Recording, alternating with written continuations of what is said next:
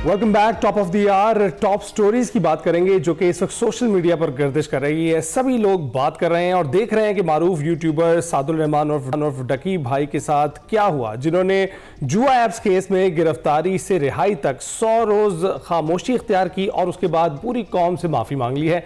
डकी भाई ने अपने यूट्यूब चैनल पर एक वीडियो अपलोड की है जिसके आगाज में उन्होंने कहा कि अगर कोई ये समझे कि मेरा इस वीडियो का मकसद मुझ पर होने वाली जो FIR है उसकी जस्टिफिकेशन देना है तो मैं माजरत करता हूं। उन्होंने कहा कि मेरी हमेशा से यही कोशिश रही है कि मैं लोगों को एंटरटेन करता रहूं, कुछ ना कुछ नया लाता रहूं। अगर जाने अनजाने में मुझसे ऐसा कंटेंट अपलोड हुआ है जिससे नेगेटिवली इम्पैक्ट पड़ा हो या कोई ऐसी प्रमोशन हुई है जिसका नेगेटिव इम्पैक्ट पड़ा हो तो मैं उसके लिए पूरी कौम से माजरत खा हूं। डकी भाई ने अपने तवील वीडियो बयान में अपनी गिरफ्तारी, तशद्दुद, ज़हनी अज़ियत, फैमिली को हिरासा करना और रिश्वत तलबी से मुतल्लिक तफसीली बात की है और उन्होंने साइबर क्राइम के कौमी इदारे के एहलकारों पर हिरासत के दौरान उन पर शदीद जिस्मानी तशद्दुद, ब्लैकमेल और उनके क्रिप्टो अकाउंट से मुबैना तौर पर 9 करोड़ रुपए जबरदस्ती एक एहलकार के जाती वॉल्ट में मुंतकिल करवाने के इल्जामात भी लगाए हैं।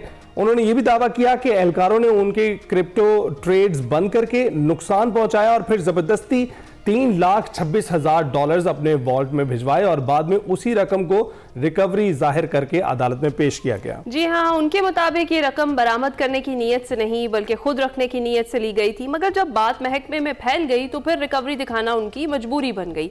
डकी भाई ने यह भी कहा कि गिरफ्तारी के बाद उन्हें गुलबर्ग दफ्तर मुंतकिल किया गया जहाँ उनसे पासवर्ड्स, ईमेल्स और तमाम डिजिटल रिकॉर्ड लेने के बावजूद भी एहलकारों ने बार बार थप्पड़ मारे, गालियां दी और एक सबसे जो हैरानकुन इंकशाफ उन्होंने ये किया कि 7 साला बच्चे के सामने एक वीडियो कॉल पर तशद्दुद उसको दिखाया गया जो डकी भाई के साथ किया गया। डकी भाई के मुताबिक एहलकारों ने उनकी अहलिया को भी केस में नामजद करने की धमकियां दी और ये भी कहा कि यहाँ जज भी हम हैं, वकील भी हम हैं। डकी भाई ने ये इल्ज़ाम लगाया कि एहलकारों ने उनकी अहलिया के वालिदैन के भाई के बैंक अकाउंट्स तक ब्लॉक कर दिए जिसके बायस खानदान माली बहरान का शिकार हुआ। उन्होंने ये भी कहा कि उन पर गैर मामूली हद तक रिमांड दिया गया जिसका मकसद सिर्फ पैसे निकलवाना था और उनका ये भी कहना है कि उन्होंने अदालत में मुकम्मल ताउन किया मगर मुसलसल तशद्दुद और ज़हनी दबाव के बावजूद रिश्वत देने से इनकार किया। ताहम एहलकारों की धमकियों से खौफजदा होकर जो उनकी फैमिली है उन्होंने 60 लाख रुपए कहीं से उधार लेकर रिश्वत के तौर पर अदा किए और उन्हें करना पड़े। आखिर में उन्होंने फील्ड मार्शल आसिम मुनीर और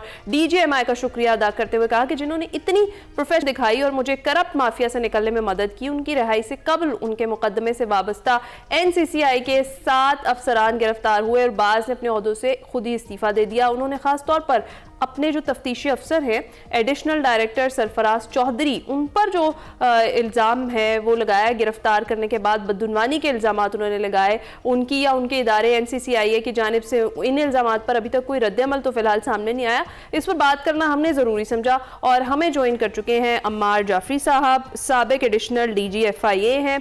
बहुत शुक्रिया अम्मार जाफरी साहब के वक्त का। सबसे पहले तो जिस तरीके से ये एक साइड की स्टोरी है जो हमने भी एक्सप्लेन की और जो डकी भाई हैं यूट्यूबर उन्होंने भी अपनी साइड की स्टोरी पूरी सुना दी। सर, हम ये जानना चाहते हैं जिस तरीके से रो रो कर उन्होंने ये रुदात सुनाई, क्या इदारे का इन्वेस्टिगेट करने का तरीकाकार यही है, क्राइटेरिया क्या होता है? हम चाहते हैं कि आप इस पर जरा रोशनी डालें। जी बहुत शुक्रिया आपका। पहली बात तो यह है कि आपने खुद ही कह दिया वन साइड स्टोरी है, तो it is one side story. मैं चाहूंगा कि इस प्रोग्राम के फौरन बाद NCCI के जो मुतल्लिका अफसरान हैं वो सामने आए और बकायदा प्रेस कॉन्फ्रेंस करें और ये बहुत ज़रूरी होगा। मैं इसके आपको एक अच्छी मिसाल देता हूँ। जब आई वॉज हेडिंग NR3C, जब इस तरह के वाक़यात होते थे, हमारे पे इल्ज़ाम लगते थे तो हमारे महकमे के सरबराह जाकर प्रेस को खिताब करते थे और मीडिया को बता देते। ये जो कॉन्फिडेंस बिल्डिंग मेजर है between law enforcement, media and the people who are affected, उसका लिए बहुत ज़रूरी है, नंबर 1। नंबर 2, जी सर।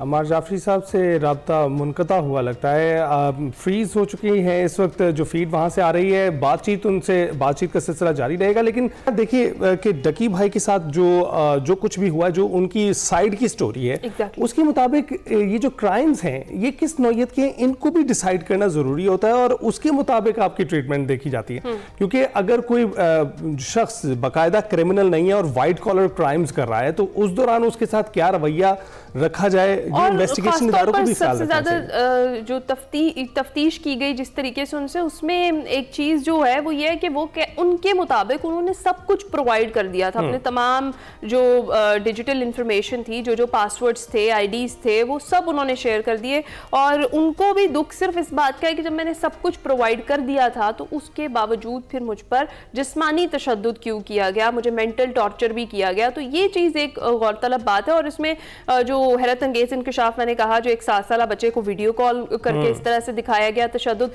یہ سب چیزیں ایسی ہیں کہ جن پر بات کرنا ضروری ہے۔ اور جس طریقے سے عمار جعفری صاحب بات کریں، عمار جعفری صاحب آپ ہمیں جوائن کر چکے ہیں؟ جی سر پلیز آپ کنٹینیو کیجئے گا۔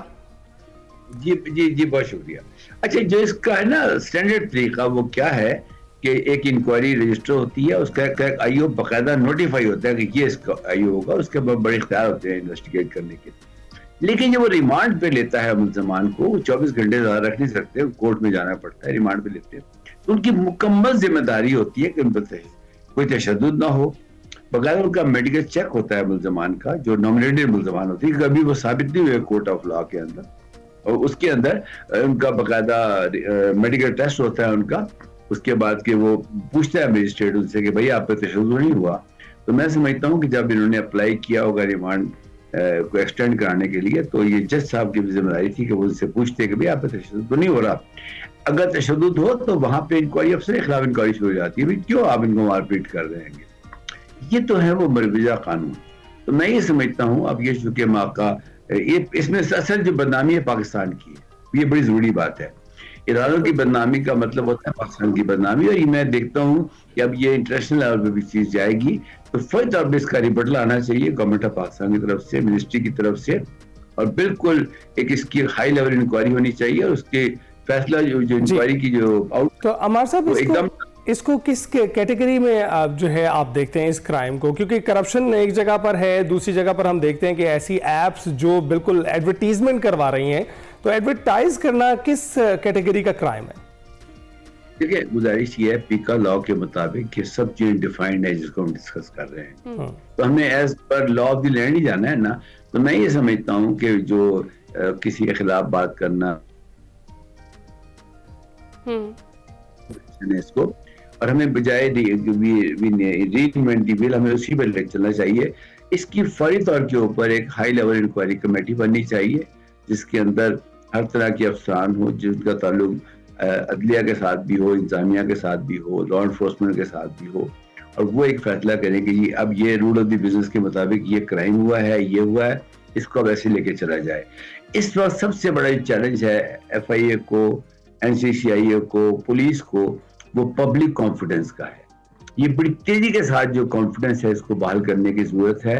اس کو بحال کرنے کے لیے میڈیا بڑا اہم رول ادا کر سکتا ہے۔ we have to call spade a spade، یہ بڑی ضروری بات ہے۔ اگر ہم یہ نہیں کریں گے تو انٹرنیشنل لیول کے اوپر ہماری بدنامی ہوگی۔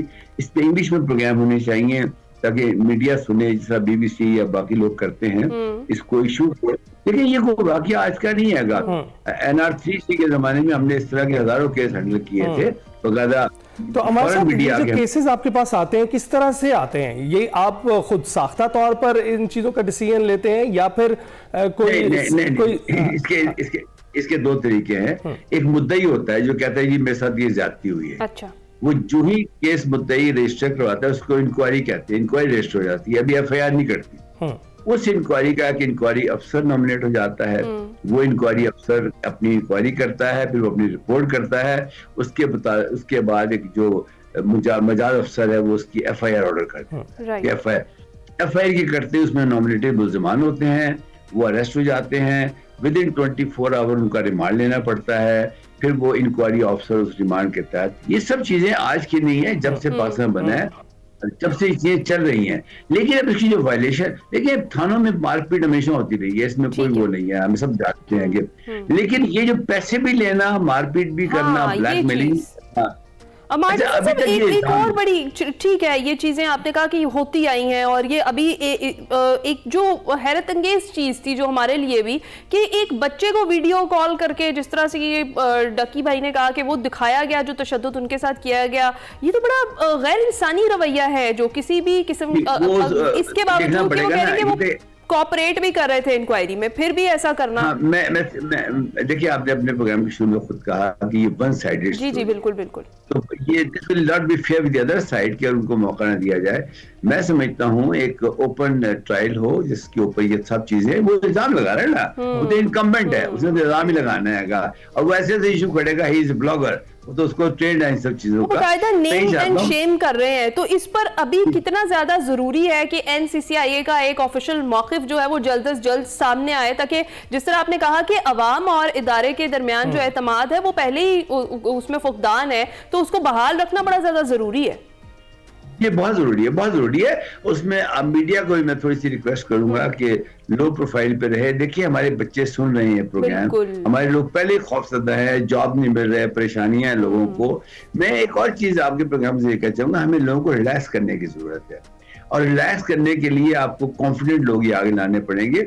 سائبر کرائم پوری دنیا میں ہو رہے ہیں، صرف پاکستان میں نہیں ہو رہے. ڈارک ڈیپ ویب کام کر رہی ہے، سب کچھ ہو رہا ہے، لیکن اس کے لیے کمیونٹی کو آگے آنا چاہیے. ابھی ریسنٹلی مدد پاکستان نے ایک پیسہ سرڈ کے نام سے کمیونٹی سرڈ قائم کر دی ہے. ٹوٹل 13 سرڈ بنائی ہیں. ایک تو ہماری مطلب جو نیشنل سرڈ ہے اس کے انڈر 13 سیکٹریل سرڈ بنی ہے. اس میں میڈیا کی بھی نیپرا کے انڈر ایک سرڈ بنی ہے. اس کے اندر کہا، اس میں ایک بنی ہے، یعنی 12 گورنمنٹ کی ہیں اور ایک جو ہے وہ پبلک کے لیے، اس کا کمیونٹی سرڈ میں پیسہ پاکستان انفارمیشن سیکورٹی اسٹیشن کو میں ہیڈ کر رہا ہوں اس وقت پاکستان کے اندر. میں اسی جذبے کے تحت آپ کو یہ بتا رہا ہوں گا کہ پبلک کانفیڈنس اداروں کے اوپر بہت ضروری ہے. تو جعفری صاحب یہ بھی بتائیے گا، پھر کانفیڈنس کی اگر بات آتی ہے تو ون سائیڈڈ سٹوری ہم نے سن لی، ان کی رودات تو ہم نے سن لی، یہ جو بیٹنگ ایپس ہیں ان کے خلاف کیا کارروائی ہوئی؟ دیکھیے یہ ایپس ہیں بیسیکلی، اس میں کئی ایلیمنٹس ہیں. ابھی کرپٹو کے اوپر بات چیت شروع ہو گئی ہے، کونسل بن گئی ہے، بائنانس کے ہیڈ ابھی آئے ہوئے تھے، بڑے سینئر لوگ، senior most people of the country in کو ملے ہیں. ٹھیک ہے، آج سے کوئی 8 سال پہلے یہ چیزیں بین تھیں، پھر آہستہ آہستہ یہ چلتی گئی، اب یہاں تک ہم پہنچے ہیں. جب بھی معاشرے میں نئی چیزیں آتی ہیں کنفیوز ہوتے ہیں لوگوں کے اندر، اس میں پھر وہ نالجیبل لوگ آگے آتے ہیں، اس میں سے خراب چیزوں کو سائڈ پہ کرتے ہیں، کلین چیزوں کو ایک طرف کرتے ہیں، پھر لے کے چلتے ہیں. میں سمجھتا ہوں کہ اس وقت ہمارے یہ جو ٹیکنالوجی کی جو ایک دم برسٹ آیا ہے، اس کے اوپر ایک ایسی اویئرنیس کی ضرورت ہے جس کے اندر ہر لیول پہ لوگوں کو ایجوکیٹ کیا جائے. جو وکٹمز ہیں ان کو بھی ایجوکیٹ کیا جائے. دیکھیے کہتے ہیں نا، جب تک ایک لالچی بھی موجود ہے دنیا میں، فراڈیوں کے مزے رہیں گے. یہ کیوں فراڈ کر جاتے ہیں ہمارے ساتھ؟ کیونکہ ان کو پتا ہے کہ میں ایسا میسج کروں گا تو یہ خاتون یا یہ مرض کو کھول کے اس پہ یہ کام کر دیں گے. اب آپ خود سوچیں کہ جو واٹس ایپ کا اسکیم چل رہا ہے، کہ وہ میسج آتا ہے کہ یہ پارسل آ گیا، یہ وہ سب کو پتا ہے. یعنی میں کوئی 100 ٹی وی پروگرام میں یہ بات کر چکا ہوگا، پھر بھی لوگ افیکٹ ہو رہے ہیں. اس کا مطلب ہے کہ بائی ڈیفالٹ جو انسان ہے نا، وہ جاتا ہے اپنے فائدے کی طرف. بس وہ جب جاتا ہے نا فائدے کی طرف، تو ملزمان اس کا یا جو مجرمان ہے اس کا انتظار کر رہے ہوتے ہیں. بالکل ایگزیکٹلی. بالکل ٹھیک. بہت شکریہ عمار جعفری صاحب ہمارے ساتھ موجود. یہ جو این سی سی آئی کے اہلکاروں پر کچھ الزامات لگائے ہیں ڈکی بھائی نے، اس پر ہم بات کر رہے تھے. ابھی ہم بریک پر جائیں گے.